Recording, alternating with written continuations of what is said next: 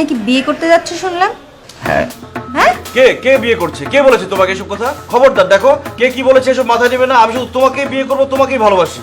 ও তাই বলো? আমি ভাবলাম কে নাকি।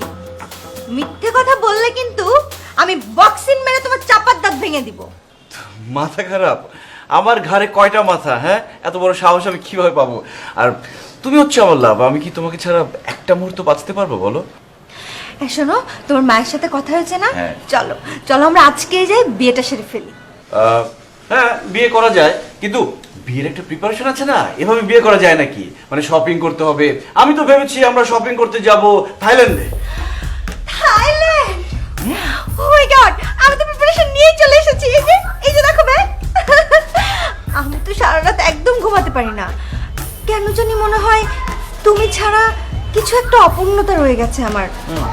আমি একদম ছটফট করি, সারা রাত ঘুমাতে পারি না। চলো না চলো না আমরা বিয়ে করে ফেলি। এগুলো তো আমার কথা, এগুলো সব আমার কথা। আমারও ছটফট ছটফট লাগে, আমি ঘুমোতে পারি না। মনে হয় যে কানের পাশে বউ এসে সবসময় ঘ্যানো ঘ্যানো প্যানো প্যানো করছে যে মেয়েদের সাথে কিসের এত চ্যাটিং চ্যাটিং করো না, এটা করো না, সেটা করো না। বউয়ের ঘ্যানর ঘ্যানর মানে? তার মানে তুমি বিয়ে করেছো? বউ, কিন্তু সেটা হচ্ছে গিয়ে কল্পনার বউ।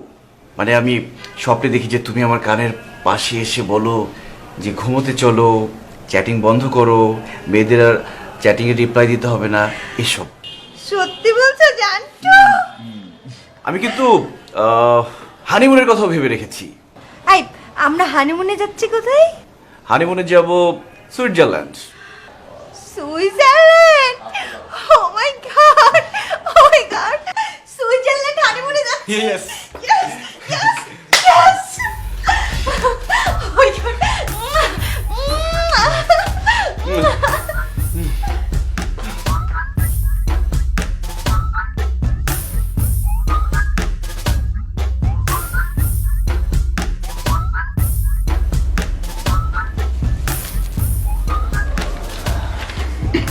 Thank you doctor.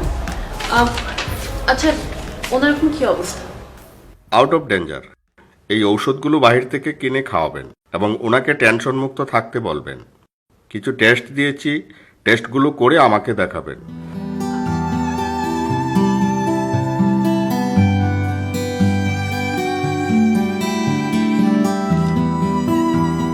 আপনি কেমন বোধ করছেন এখন? অনেকটা ভালো, কিন্তু আমি এখানে কি করে এলাম? আম, আপনি আসলে ওই মার্কেটের কাছে মাথা ঘুরিয়ে পড়ে গিয়েছিলেন।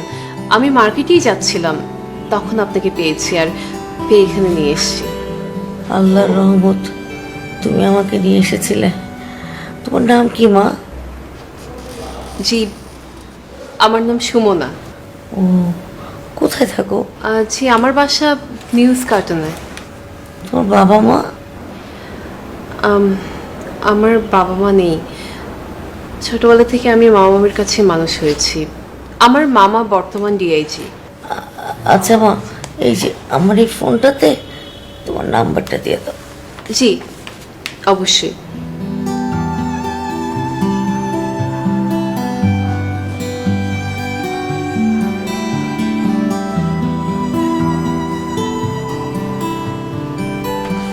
থ্যাংক ইউ, তুমি খুব লক্ষ্মী মেয়ে।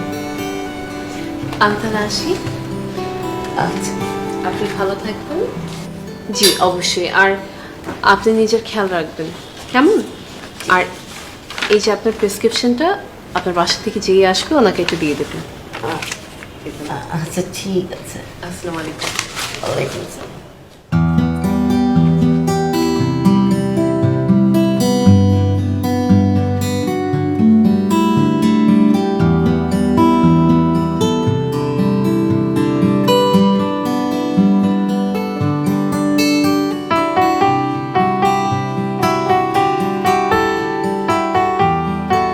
হ্যাঁ বাবা,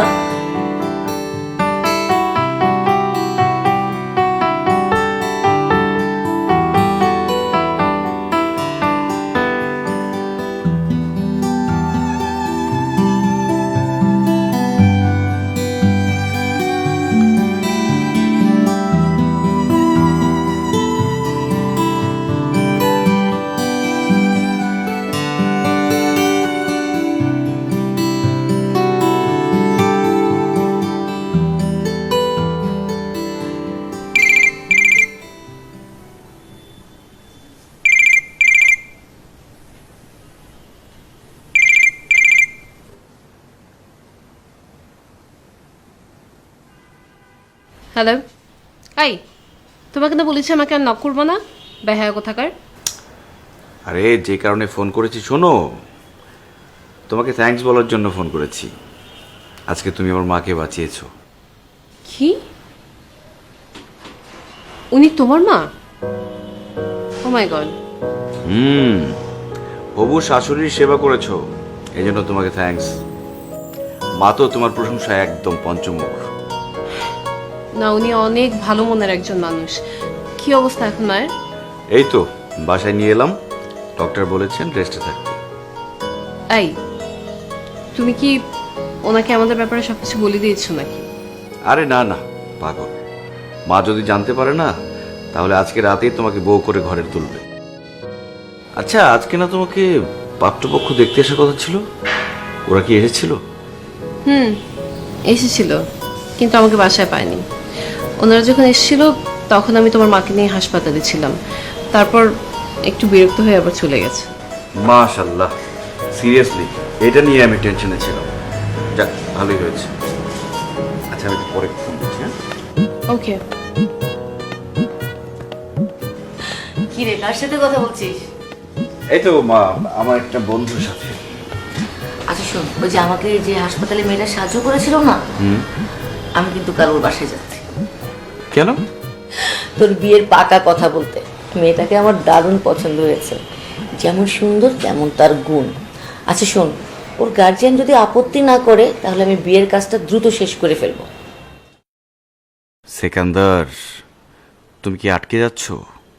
না না না, বিয়ে যদি একবার হয়ে যায় তাহলে সব খেল খতম। ঠান্ডা মাথায় ভেবে দেখো তোমার জীবনে কি ঘটছে। কি রে, বিড়বিড় করে কি বলছিস?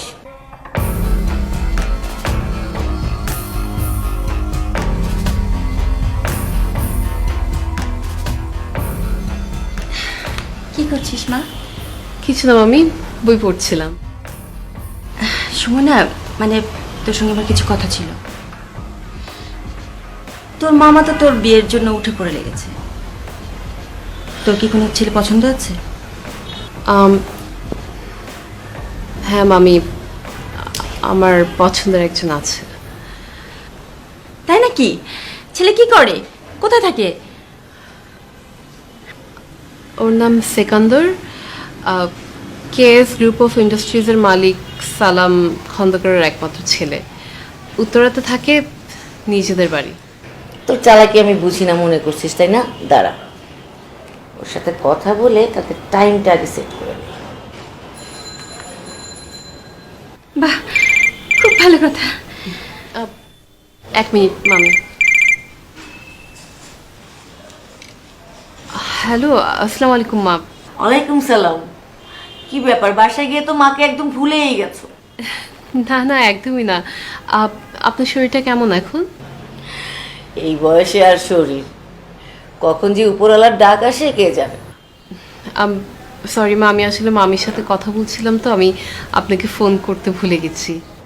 শোনো, তোর মামাকে বলো কালকে আমরা আসছি, আর তোমাদের যে অ্যাড্রেসটা ওটা আমাকে একটু মেসেজ করে দাও।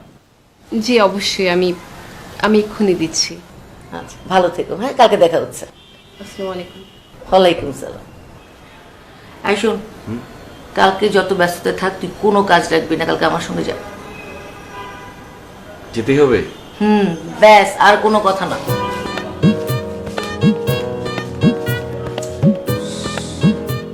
কার ফোন ছিল? সিকান্দারের মা? জি, ওনারা কাল একটু আমাদের বাসায় আসতে চান, তুমি মামাকে জানিয়ে দিও। ও মা, তাই নাকি? খুব ভালো কথা। আসুন, যেহেতু ছেলে তোর পছন্দ, আমাদেরও তো অবশ্যই পছন্দ হয়ে যাবে, তাই না? আমি আসি।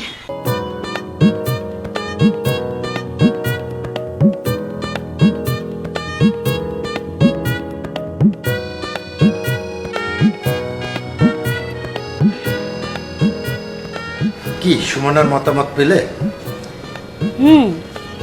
ও একটা ছেলেকে পছন্দ করে। কি নাম ওর? পরিচয় কি? কোথায় থাকে? সেকেন্দার আলী, কেএস গ্রুপের মালিকের একমাত্র ছেলে। উত্তরাতেই থাকে, নিজেদের বাড়িতেই। আরে বলো কি, ওর বাবা এদেশের 5 জন ব্যবসায়ীর ভিতর একজন, সে সিআইপি। বুঝছো, আমি খুব খুশি হয়েছি। হ্যাঁ, সুমনা এত সুন্দর একটা জায়গায় পছন্দ করেছে। আরে আমার এই বিসিএস ক্যাডার ছেলেটেলে বাদ দাও, এই জায়গায় বিয়ে দিব, বুঝছো? শোনো, সুমনা বলল সেকেন্দারের মা কালকে আমাদের বাসায় বেড়াতে আসবে।